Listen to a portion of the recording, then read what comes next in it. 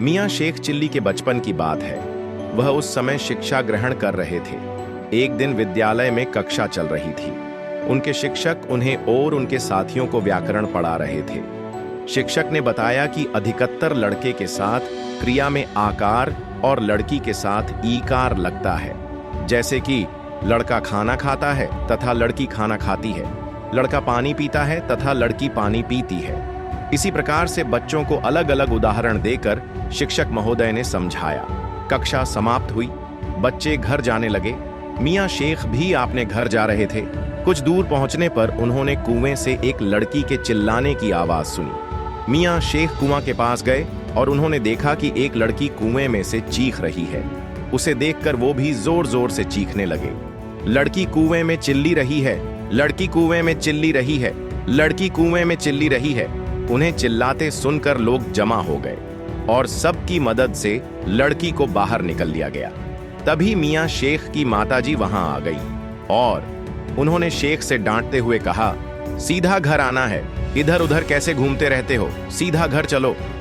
डांट खाकर शेख घर पहुंचे ही थे कि उनकी मित्र मंडली आ पहुंची तथा उनका नाम लेकर पुकारने लगी। वो झट से घर के बाहर आए तथा अपने मित्रों से प्रसन्नता पूर्वक बातें करने लगे। बातों ही बातों में वह भूल गए कि माता अभी क्रोधित ही हैं। तभी उनके एक मित्र ने उनसे खेलने चलने को कहा। वो उत्तर दे पाते इससे पहले ही अचानक से उनकी माता आ गई तथा सबको डांट लगानी शुरू कर दी।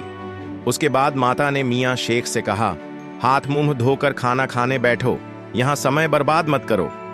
ये कहकर माताजी चली गई। तब शेख ने अपने दोस्तों से कहा, मैं खेलने नहीं आ सकता, तथा वो जाने लगे।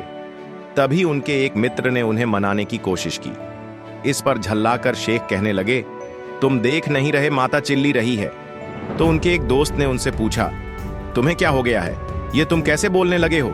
उस समय भी तुम कह रहे थे कि लड़की कुएं में चिल्ली रही है, अभी तुम कह रहे हो माता चिल्ली रही है। ऐसे बात क्यों कर रहे हो? मियाँ शेख गुस्से में बोले, जब कक्षा में शिक्षक महोदय पढ़ा रहे थे तब तुम्हारा ध्यान कहाँ था?